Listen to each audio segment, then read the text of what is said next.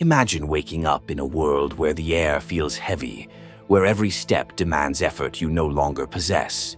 You look around and see faces, some blank, some strained, all carrying an invisible weight. You wonder, is this sadness woven into my very being, passed down through generations? Or is this the world we've built? A world that drains joy, isolates souls, and calls it normal?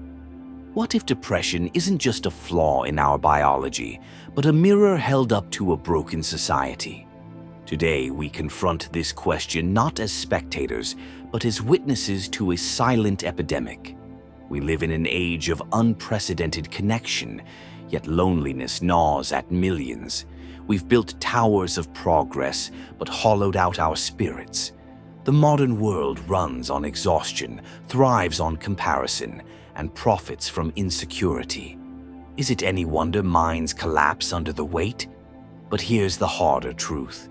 Some refuse to see the sickness because they're too busy blaming the sick. Pull yourself up, they say, as if despair is a choice and not the culmination of 1,000 unspoken fractures. Yet there's another path, one walked by those who've faced the abyss and returned with answers. Philosophers, from Schopenhauer to Seneca, didn't just endure suffering, they dissected it. They understood that while pain is inevitable, despair is not. The difference between those crushed by life and those who rise isn't immunity to darkness, but mastery of it. This isn't about blaming genes or society alone. It's about reclaiming agency in a world that tells you you're powerless. Before we begin this journey, pause. If these words resonate, if you've ever felt the world's weight or questioned why so many struggle, you're already part of this conversation. Now, let's dig deeper. Picture a man standing in a storm, clutching a frayed umbrella, convinced it will shield him from the tempest. This is us, believing we can control the uncontrollable, others' judgments, societal chaos, even our own genetic blueprints. We rage against circumstances, against our biology, against the past, as if resistance alone could rewrite reality. But depression, whether inherited or inflicted, doesn't bow to our demands. The first step toward clarity is admitting this truth. Some things are beyond our control. Your genes may predispose you to melancholy, just as your environment may starve your spirit. But here's what you can control: your response. The Stoics called this the art of acquiescence, not passive surrender, but fierce alignment with reality.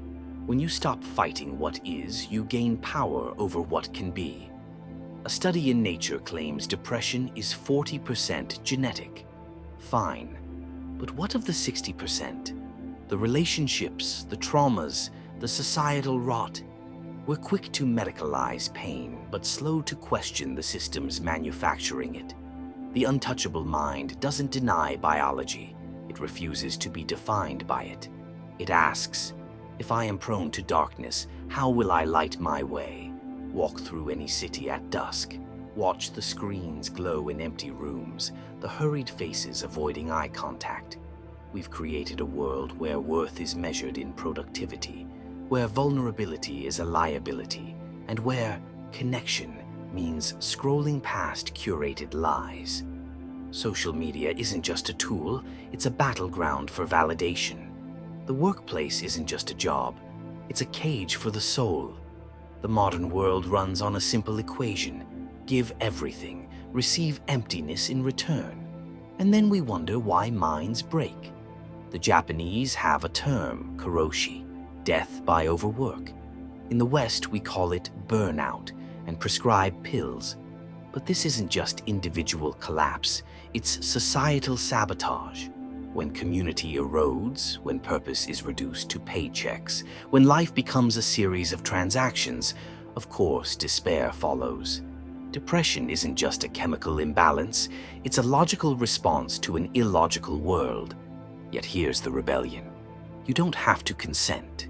The untouchable mind sees the sickness and chooses sanity anyway. It carves out spaces of meaning, real conversations, unplugged moments, work that doesn't demand your soul. It's not about escaping society, but resisting its worst dictates. Marcus Aurelius wrote, "You have power over your mind, not outside events. Realize this, and you will find strength." The Stoics, those ancient warriors of the mind, didn't wait for the world to change. They mastered themselves within it. Their prescription for despair: amor fati, love your fate even when it wounds you. This isn't naive optimism. It's the steel-eyed acceptance that pain, whether from genes or society, is raw material for strength. A depressed mind says, "I can't go on."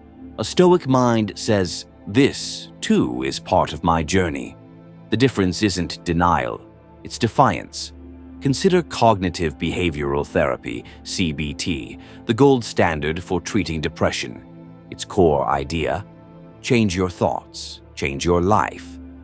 The Stoics knew this millennia ago. Your suffering is shaped by perception. When you stop seeing depression as an invader and start seeing it as a teacher, the battle shifts. You're no longer a victim, you're a student of your own mind. Detachment isn't indifference. It's the razor-thin line between caring deeply and drowning in what you can't fix. You can't single-handedly cure societal sickness or rewrite your DNA, but you can refuse to let them dictate your peace. Epictetus, born a slave, understood this. Freedom is the only worthy goal in life. It is won by disregarding what lies beyond your control. Every minute spent raging at genetics or cursing the system is a minute stolen from your healing. The untouchable mind asks, "What can I do with what I have?" If depression runs in your family, study it like an adversary. If society suffocates you, build pockets of air. Detach from the need for a perfect world. Attach to the work of creating a livable one within yourself first. Becoming untouchable doesn't mean you won't feel despair. It means despair won't feel you. It's the quiet rebellion of waking up each day despite the weight, of finding small defiance in routine. A walk, a book, a moment of silence in a noisy world. The final truth: depression may be hereditary and society may be sick, but you are neither your genes nor your environment. You are the space between stimulus and response. The voice that whispers, "I am still here." The modern world is a machine designed to grind down the human spirit. It tells you that your worth is tied to your productivity, that your happiness should fit neatly into algorithms, that your pain is a malfunction to be medicated away. But what if depression, in some cases, isn't a disorder at all, but a rational response to an irrational world? What if the real sickness isn't inside you, but in the systems that demand you smile while they suffocate you? We are told that sadness is a deviation, that grief should be brief, that anger must be suppressed. But who decided this? The same forces that profit from your compliance. Pharmaceutical companies sell pills to numb the pain while ignoring the conditions that cause it. Social media platforms thrive on your insecurity while pretending to connect you. Employers demand endless hustle while offering dwindling meaning. And then, when you crack under the pressure, they call you the broken one. The untouchable mind questions everything. It asks, why should I accept a definition of normal that leaves millions exhausted and empty? The first act of rebellion is to reject the lie that depression is purely a personal failure. Sometimes it's the body's way of saying, this life is not working for me. Most people live on autopilot, following scripts they didn't write, chasing promotions they don't want, clinging to relationships that drain them, scrolling through lives they envy but never live. Depression, in this light, can be a brutal awakening, a signal that the path you're on is killing you. The rebellious response? Stop. Refuse to participate in your own depletion. Say no to the things that hollow you out. Walk away from the people who treat your heart like an afterthought. Silence the voices, internal and external, that demand you be anything but what you are. This isn't selfishness, it's survival. The world will call you difficult, sensitive, too much. Let it. The alternative is to be slowly erased by expectations you never chose.